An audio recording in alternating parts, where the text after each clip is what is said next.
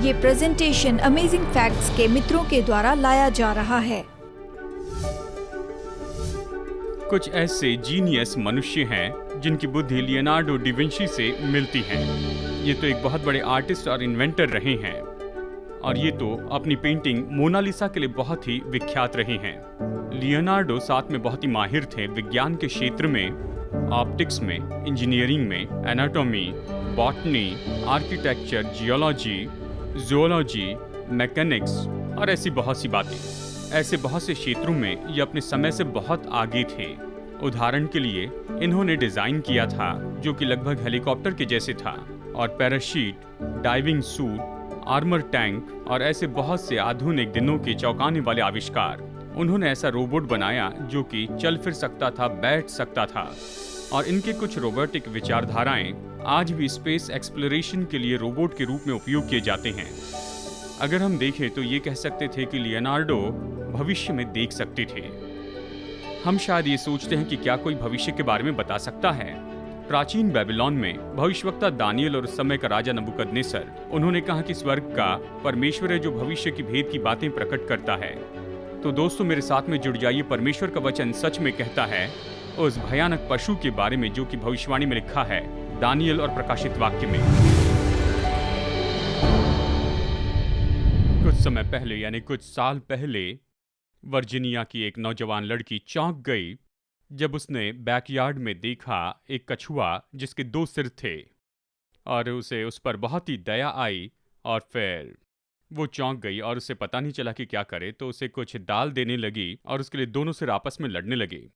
विश्वास करिए न करे, 2 सिर होना ये तो किसी भी प्राणी के लिए सच में सुना न जाने वाला शब्द है। सामान्य रूप में ये प्राणी ज्यादा समय तक नहीं जी सकते हैं क्योंकि उन्हें 2 मन जो है शरीर को बताते हैं कि अलग अलग काम करते जाएं, वो सहमत नहीं होते हैं और वो जी नहीं पाते हैं। और इस बीच लेकिन आपने कभी किसी को 4 सिर के साथ नहीं देखा और आपने किसी को 7 सिर के साथ नहीं देखा, लेकिन बाइबल ऐसे पशु के बारे में कहती है जिसके 4 सिर है, 7 सिर हैं।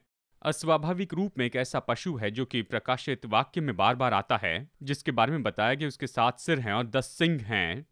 और दानियल की किताब में आप दूसरे पशु पर 10 सिंग देखेंगे, और जैसे हम सबूतों को देखेंगे तो आप जानेंगे कि ये तो खास करके बता रहा है उसी सामर्थ के बारे में। हमें उस सामर्थ को पहचानना होगा क्योंकि अंतिम दिनों में एक बहुत बड़ी भूमिका निभाएगा। आज की प्रेजेंटेशन का विषय है एक स्त्री जो पशु पर सवार है, और ये तो उस भविष्यवाणी या चित्र से आती है जिसके बारे में आप प्रकाशित वाक्य 17 में देखेंगे।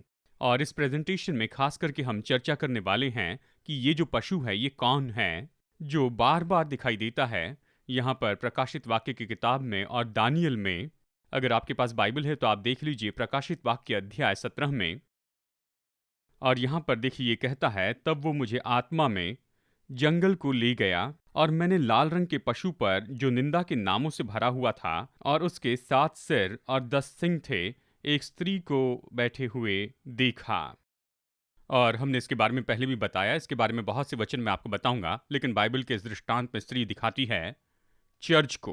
पौलुस कहता है पतियों अपनी पत्नी से प्रेम रखो जैसे मसीह ने कलीसिया से रखा और खुद को दे दिया। वचन कहता है कि सिय्योन की बेटी तू तो बहुत ही समझदार स्त्री है। पूरे पुराने नियम में परमेश्वर इस्राएल की तुलना अपनी दुल्हन के साथ करता है, तो उसके लोग हम कह सकते ये वो स्त्री हैं।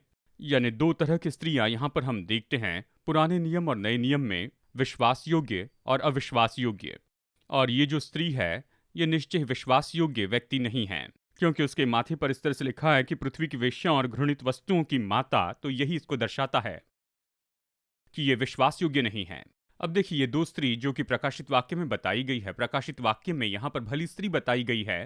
अब यहाँ पर स्त्री में क्या संबंध है? प्रकाशित वाक्य अध्याय 12 की स्त्री में एक और पशु उसके सामने आता है। प्रकाशित वाक्य 12:3 में देखिए, एक और चिन्ह स्वर्ग में दिखाई दिया और देखो एक बड़ा लाल अजगर था। ये लाल रंग वही है जो प्रकाशित वाक्य 17 में देखते हैं, जिसके 7 सिर और 10 सिंग थे, वही पशु है, और उसके सिरों पर 7 राजमुकुट थे। और आगे ये कहता है कि ये पशु स्त्री पर हमला करता है। और यहाँ प्रकाशित वाक्य 17 में यहाँ पर यह लाल 7 सिर 10 सिंग वाला और ये स्त्री उस पशु पर सवार है, ये सहयोग में है। और यहाँ प्रकाशित वाक्य 12 में वहीं पशु स्त्री को नाश करना चाहता था जो ज्योति के वस्त्र पहने हुए हैं, जो प्रभु के चर्च को दिखाती एक अध्ययन ये बताता है। अब प्रकाशित वाक्य 13 में चलते हैं। प्रकाशित वाक्य 13 जानते हैं, आपने 6-6-6 सुना है। पशु का चिन्ह है, यह है प्रकाशित वाक्य 13। और आप यहां पढ़ सकते हैं, कहता है, तब मैंने एक पशु को समुद्र में से निकलते हुए देखा। ध्यान दीजिए, समुद्र जिसके 10 सिंग और 7 सिर थे। समान सुनाई देता है। उसके सींगों पर 10 राजमुकुट और उसके सिर पर परमेश्वर की निंदा के नाम लिखे हुए थे। परमेश्वर की निंदा का मतलब यह है कि कोई परमेश्वर को नीचे गिराता और उसकी जगह पर खुद को रख देता है, या परमेश्वर होने का दावा करता है। यानी देखिए, यहां पर यह स्त्री जिस पर निंदा के नाम थे, दानियल 7 कहता है कि इस पशु के पास निंदा की सामर्थ है। और यहां इस पशु को फिर से देखते हैं। अब मैं यहां पर सभी लोगों को बताता हूं, बिल्कुल सीधा, जितना अच्छे से हो सके बताता हूं, कि आप चाहते हैं कि मैं आपको सच्चाई बताऊं, ठीक है? पौलुस सवाल पूछता है, क्या मैं तुम्हारा शत्रु हूं क्योंकि मैं तुम्हें सच्चाई बताता हूं? मैं आशा करता हूं केवल आप अच्छा प्रचार सुनने के लिए नहीं आए हैं, लेकिन आप जानना चाहते हैं कि बाइबल क्या कहती है। पुराने नियम में परमेश्वर का वचन बहुत ही विश्वास योग्य है। केवल ये नहीं कि परमेश्वर ने लोगों का आशीष दी बताता, और एक समय परमेश्वर के लोग विश्वास योग्य थे, चमत्कार होने लगे, और परमेश्वर ने कहा 1,000 को भगाएगा। और फिर उसने कहा तुम मुझसे फिर गए, दूसरे देवताओं की उपासना करने लगे और भविष्यवाणी की। उनके अविश्वास योग्य होने के कारण यहां प्रभु कहता है, तुम दूसरे ईश्वरों के पीछे लालसा में भागोगे। अपने लोगों के बारे में कहता है, और वो नए नियम के समय में भी ऐसा ही करता है। और पौलुस कहता है कि मेरे जाने के बाद में फाड़ने वाले भेड़िए आएंगे और भेड़ों को नाश करेंगे। तुम्हारे बीच में से ऐसे लोग खड़े होंगे जो कि भ्रष्ट बातों को कहते जाएंगे कि चेलों को अपने पीछे लेकर चले जाएं।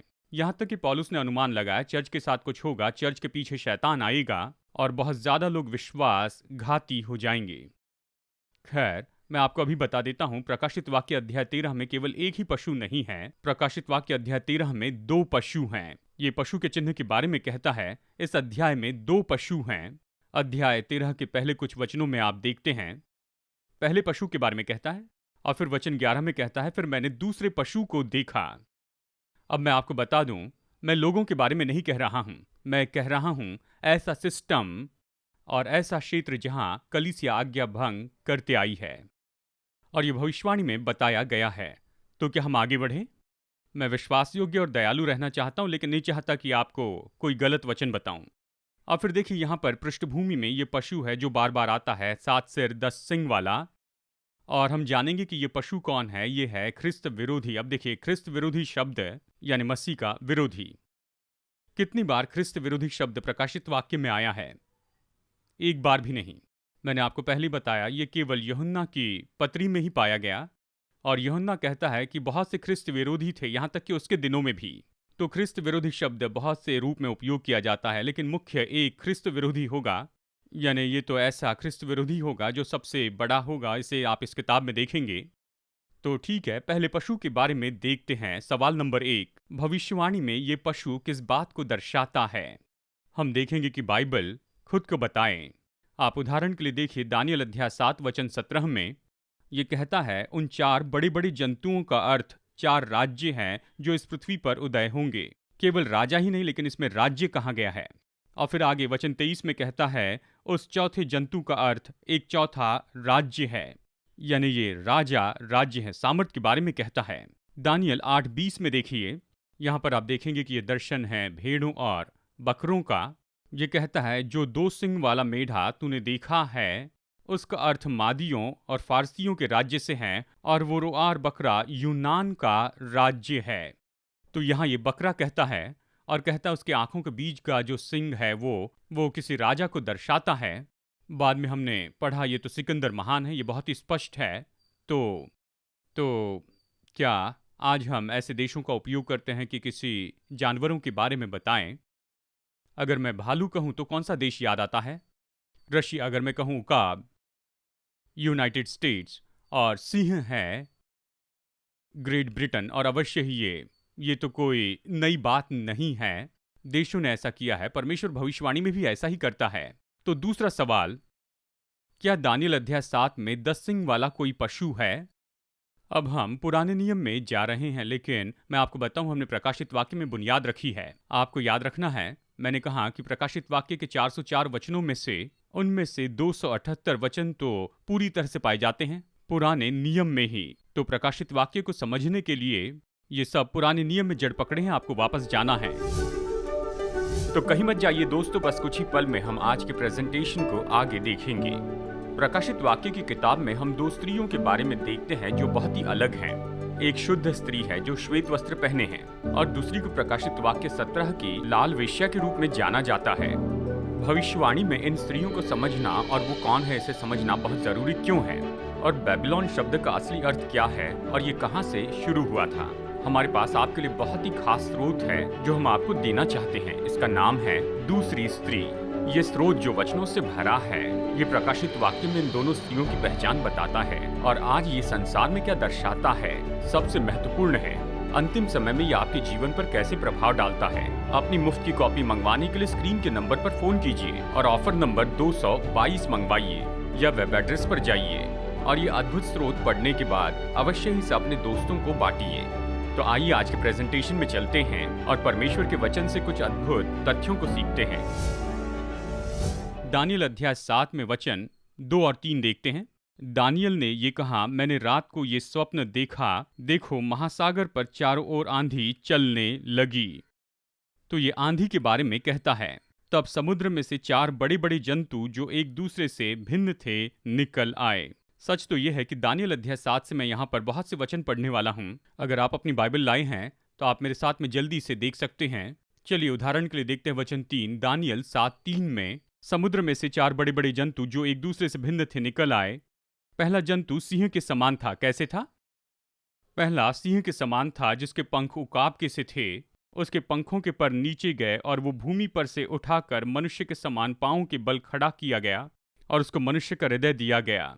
फिर मैंने एक और जंतु को देखा जो रीछ के समान था और एक पंजर के बल उठा हुआ था और उसके मुंह में दांतों के बीच 3 पसलियां थी और लोग उससे कह रहे थे, उठकर बहुत मांस खा। इसके बाद मैंने देखा कि चीते के समान एक और जंतु है जिसके पीठ पर पक्षी के से 4 पंख हैं और उस जंतु के 4 सिर थे। मैंने आपको बताया 4 सिर वाला जंतु बाइबल में मिलेगा और उसको अधिकार दिया गया। और फिर यानी ये वो पशु है जो कि ख्रिस्त विरोधी है। इसके बाद मैंने स्वप्न में दृष्टि की और देखा कि एक चौथा जंतु है जो भयंकर और डरावना और बहुत सामर्थी है और उसके बड़े बड़े लोहे के दांत हैं। वो सब कुछ खा डालता है और चूर चूर करता है और जो बच जाता है उसे पैरों से रौंदता है। वो सब पहले जंतुओं से भिन्न है और उसके 10 सिंग हैं। क्या ये परिचित है? चलिए थोड़ा सा आगे पढ़ते हैं। वचन 8 में देखते हैं। मैं उन सिंगों को ध्यान से देख रहा था तो क्या देखा कि उनके बीच एक और छोटा सा सिंग निकला और उसके बल से उन पहले सिंगों में से 3 उखाड़े गए। जबकि आप बड़े होते हैं तो आपके जो दूध के दांत हैं उसके नीचे से दूसरे दांत निकलते हैं। ये इसी तरह का चित्र है कि एक छोटा सा सिंग आता है और आने के लिए वो 3 सिंगों को उखाड़ देता है। और फिर मैंने देखा कि इस सिंग में, इसे मत चूकिए, मनुष्य की सी आंखें और बड़ा बोलने वाला मुंह भी है। यानी हम कह सकते हैं ये परमेश्वर की निंदा के शब्द हैं। ठीक है। और ये अंतिम पशु, दानियल इसकी चिंता करता है क्योंकि ये प्रभु के लोगों को सताता है। हम इस पूरे अध्याय में पढ़ते हैं तो मैं पशु की इस बुनियाद के बारे में आपको बताऊंगा क्योंकि हम पहचानने की कोशिश कर रहे हैं प्रकाशित वाक्य का ये पशु। तो कहते हैं प्रकाशित वाक्य का ये पशु जिसकी बहुत ही बड़ी भूमिका होगी अंतिम दिनों में।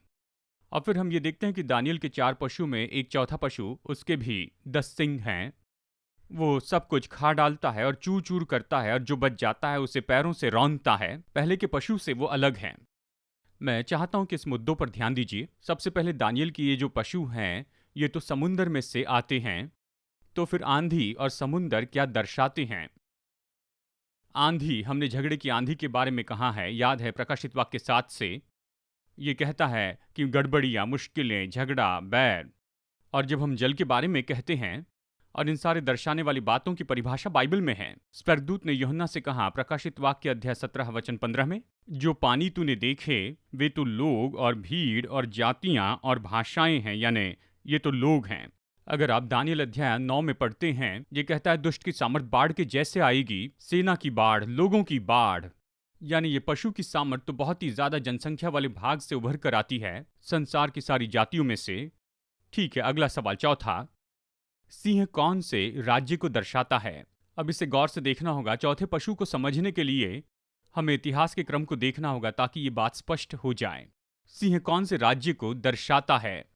ये सिंह है बेबीलोन।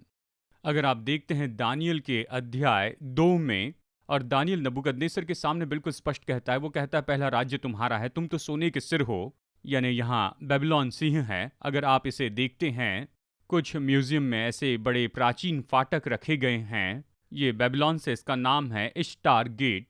और आप सच में देख सकते हैं कि यहाँ पर ऐसे सिंह हैं जिनके पंख हैं, और ये तो दानियल के दर्शन के जैसे हैं। सिंह के 2 पंख हैं। दानियल ने क्यों कहा कि सिंह अपने पैरों पर मनुष्य जैसे खड़े होगा? क्योंकि अंत में राजा नबूकदनेस्सर पूरी तरह से बदल गया। पशु होने के बजाय वो परमेश्वर की संतान हो गया। वो अपने जीवन में बदलता है, प्रभु को स्वीकार करता है। अगर आप इसे पढ़ते हैं दानियल अध्याय 4 में, ये ठीक है। तो रीछ कौन से राज्य को दर्शाता है? पहला तो बेबीलोन है, फिर दूसरा राज्य यहां पर बताया गया है दानियल अध्याय 7:5 में। और उसके मुंह की 3 पसलियां क्या दर्शाती हैं? ये मीडा फारस का राज्य है, क्योंकि बाद में फारस, और वो बहुत ही सामर्थ्य, इसलिए कहता है कि रीछ एक पंजर पर खड़ा हुआ, वो एक तरफ से बलवान हुआ और उसके मुंह में 3 पसलियां थी। ये उन 3 राज्यों के बारे में दर्शाता है जिसे मीडा फारस ने जीत लिया था जब उन्होंने इस पूरे राज्य को ले लिया, पूरे संसार की सामर्थ को बेबीलोन से। और वो थे बेबीलोन, लीडिया और इजिप्ट। उसके मुंह में 3 पसलियां थी। ये सब कुछ ऐतिहासिक रूप में हुआ है। नंबर 4 के लिए ज्यादा दूर नहीं जाना, बस एक विचार करना है। ये पशु जो दानियल में बताए गए हैं, वो ये नहीं कह रहे कि संसार में वही एकमात्र राज्य हैं। जब बेबीलोन राज्य कर रहा था उस समय संसार में और भी दूसरे राज्य थे। वैसे ही ग्रीक थे, पर्शियन थे। अगर आप इतिहास के बारे में अच्छे से जानते हैं, वो बड़े बड़े राज्य थे। और फिर दक्षिण अमेरिका में राज्य थे, पोलटेक्सन, और फिर दूसरे भी, और फिर कमेयर एम्पायर, और ये सब थे। और चाइनीज और मंगोल, और बड़े राज्य थे। लेकिन इन सारे राज्यों के बारे में बताया गया क्योंकि ये ऐसे थे जहां पर परमेश्वर के लोग रहते थे, जो इसराइल पर राज्य करते थे। और इस दर्शन में केवल उन्हीं राज्यों के बारे में बताया गया है जिन्होंने सच में असली प्रभाव डाला है इसराइल देश के ऊपर और उसकी पॉलिसी पर, और फिर प्रभु के लोगों पर। और बस यही कारण है कि इन राज्यों के बारे में बताया गया है। ठीक है, तो 4 सिर वाले चीता के द्वारा कौन से राज्य को दर्शाया गया है? फारस के राज्य के बाद कौन सा आया? हम जानते हैं सिकंदर महान आया, जिसने दारा को हराया। और यही तो वो सिंह था जो कि उस मेढ़े के सिर में था, उस बकरी के सिर में था।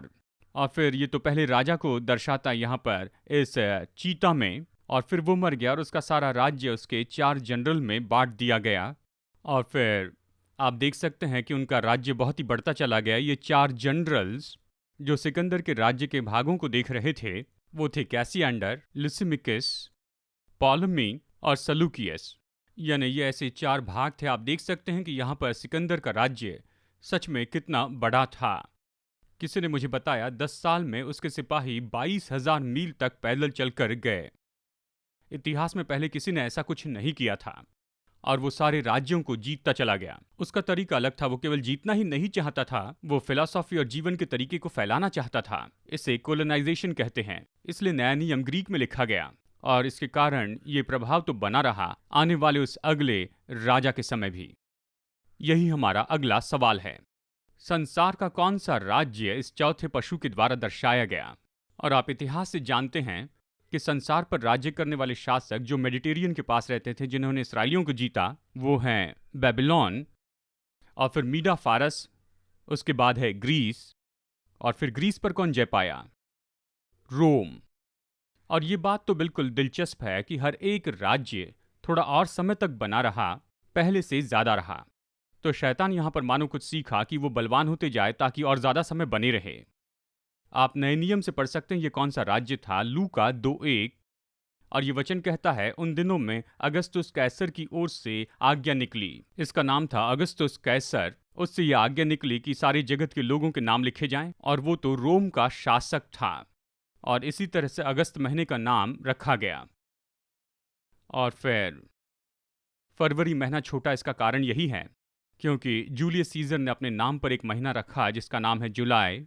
और अगस्तुस कैसर को ये सही नहीं लगा कि जुलाई में ज़्यादा दिन हो, तो उसने फरवरी से कुछ दिन निकाल लिए कि निश्चित करे कि अगस्त भी उतने ही दिनों का हो। ये सच में बहुत ज़्यादा जानकारी है। ठीक है, कि जगत के सारे लोगों के नाम लिखे जाएं। तो रोम की तुलना इस 10 सिंगों के साथ में क्यों करे, और ये चौथा पशु क्यों है? जब यीशु का जन्म हुआ तब संसार पर कौन राज्य कर रहा था? रोम। ये तो रोमी सिपाही थे जिन्होंने उसे क्रूस पर चढ़ाया। रोमी भाला, उसके हाथों और पैरों में रोमी कीले ठोके गए थे। रोमी सिपाही उसके कब्र पर पहरा दे रहे थे। रोमी साम्राज्य सबसे बड़ा साम्राज्य था, वो राज कर रहे थे। और रोम तो पूरी तरह से जुड़ा था, खास करके प्रारंभिक कलीसिया को सताने के लिए। शायद आप ये जानते हैं अपने एलिमेंट्री स्कूल से ही, खैर, कैसे उन्होंने कलीसियम में विश्वासियों को जला दिया था।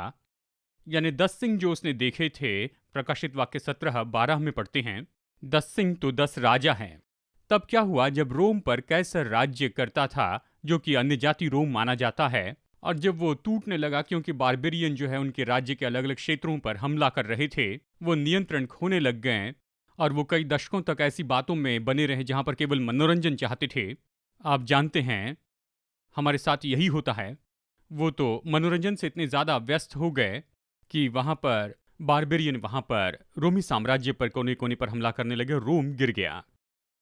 वो एक दिन में तो नहीं बना था, लेकिन बहुत जल्दी गिर गया 476 ईस्वी सन में। और जब वो गिरा तो उसकी जगह पर कौन आया? रोमी साम्राज्य। और देखिए, इस नक्शे में हमें बताया गया कि ये राज्य सच में कितना बढ़ गया था अपनी पूरी महिमा में। और ये तो बहुत ही बढ़ गया था। और उसके बाद में इसका जो उत्तरी पश्चिमी जो भाग था, वो जो प्रांत था, वो तो 10 भागों में विभाजित हो गया था। यानी रोमी साम्राज्य की ये 10 शाखाएं थी। और इस नक्शे में कुछ प्राचीन नाम लिखे हैं रोमी साम्राज्य के इस भागों के। ठीक है, शायद आप इसके आधुनिक नाम जानते हैं। उनमें से एक है एलोमेनाई, अगर स्पेनिश कहते हैं तो खैर ये जर्मन है। एलिमाने, हाँ, एलिमाने मतलब जर्मन। फ्रेंक्स यानी फ्रेंच। फिर एंग्लो सैक्सन्स यानी इंग्लिश थे। सीवाय पोर्चुगल थे। लंबार्ड इटली थे। विजिगॉट स्पेन थे। और आप देखेंगे यहाँ पर ये जो 3 है, इसके बारे में ज़्यादा नहीं सुनते, बाकी सब तो अभी भी हैं, जिसमें है वैंडल्स, हेरुलाई और ऑस्ट्रोगॉट्स। वैंडल्स उत्तरी अफ्रीका में थे। वैंडलिज्म सुना होगा। ये तो बहुत से विश्वासी थे जो पूरे रोमी साम्राज्य में फैल गए थे। पौलुस के मरने के पहले उसने कहा सुसमाचार हर जगह फैला है, तो वो रोमी साम्राज्य कह रहा था। पूरे उत्तरी अफ्रीका में विश्वासी थे।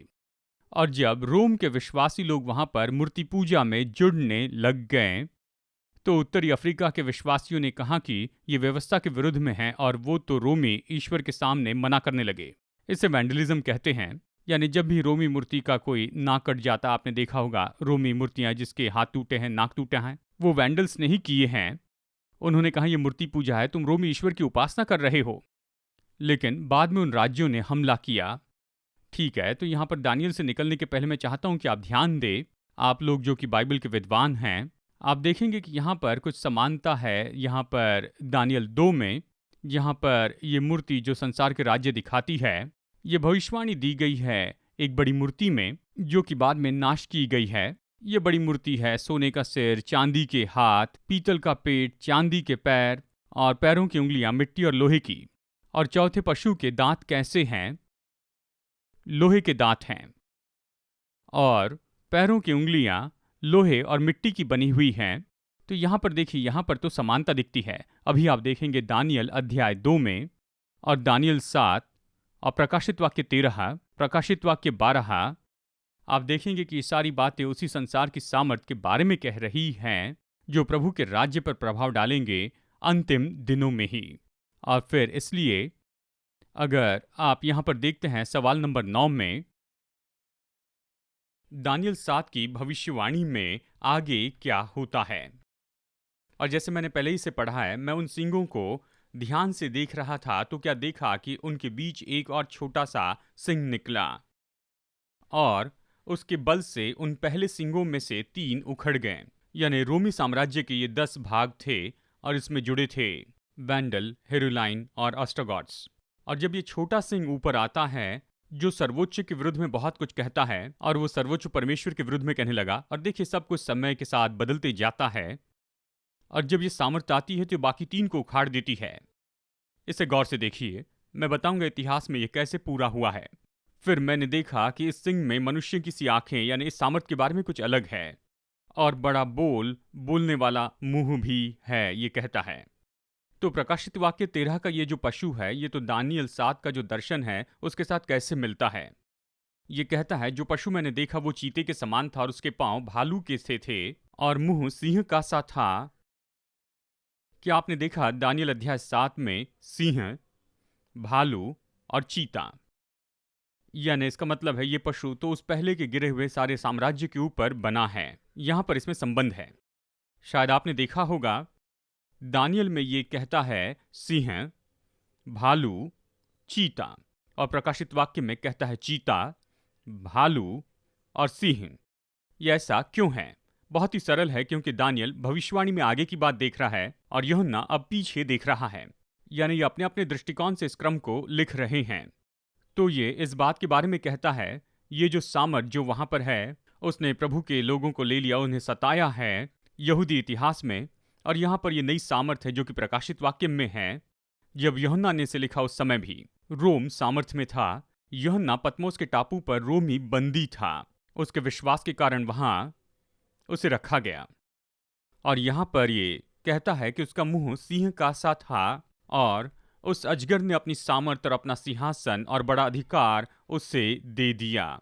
और हम सब जानते हैं कि अजगर, या कहिए अजगर के पीछे शैतान है, उसे पुराना सांप अजगर कहते हैं। लेकिन यह अजगर रोम की सामर्थ के द्वारा काम कर रहा था। और जब ये कहता है कि उस अजगर ने उस नए जन्मे बेटे को मारना चाहा, रोमी साम्राज्य ने, कहीं शैतान ने साम्राज्य का उपयोग किया कि यीशु के जन्म के समय ही वहां पर उसे मार दे। जब यीशु क्रूस पे चढ़ाया गया तो शैतान रोम के द्वारा काम कर रहा था। शैतान उस राज्य का उपयोग कर रहा था कि मसीह लोगों को सताए। लेकिन ये नाशमान रोम का साम्राज्य था। लेकिन नाशमान रोम जब गिर जाता है तो बदलाव में से जाता है। हमारे टूटे हुए संसार के लिए क्या प्रभु की योजना जानना चाहते हैं? जैसे हम बाइबल की भविष्यवाणी देखते हैं, आप अपनी सबसे बड़ी चुनौतियों के लिए भरोसेमंद हल प्राप्त करना चाहते हैं। प्रोत्साहित करने वाली और प्रकाशन देने वाली amazing facts Bible study guide Bible पर आधारित 27 टॉपिकल लेसन्स प्रदान करती हैं, जिसमें सुंदर ग्राफिक्स और स्पष्ट उत्तर दिए गए हैं, जिसे समझना बहुत ही आसान है। हर बाइबल स्टडी गाइड आपको व्यवहारिक उत्तर की ओर लेकर जाती है, आपके जीवन के सबसे महत्वपूर्ण सवालों के लिए। मैं कैसे तंदुरुस्त संबंध पा सकता हूँ? यीशु मसीह फिर से कब और कैसे आएंगे? और भी बहुत कुछ। अपने भविष्य को अवसर पर मत छोड़िए, सत्य से अपने जीवन को बदल दीजिए amazing facts Bible study guide के द्वारा। ये उपलब्ध हैं इंग्लिश, हिंदी, तमिल और तेलुगु भाषा में। तो इंतजार मत कीजिए, अपने स्टडी गाइड का पूरा सेट ऑर्डर कीजिए और विजिट कीजिए bookstore.aftv.in पर।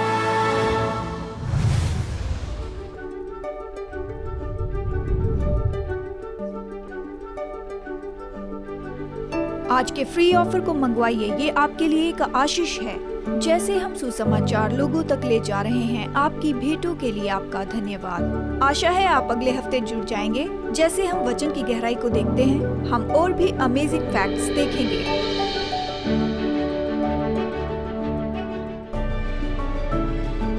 ये प्रेजेंटेशन अमेजिंग फैक्ट्स के मित्रों के द्वारा लाया गया।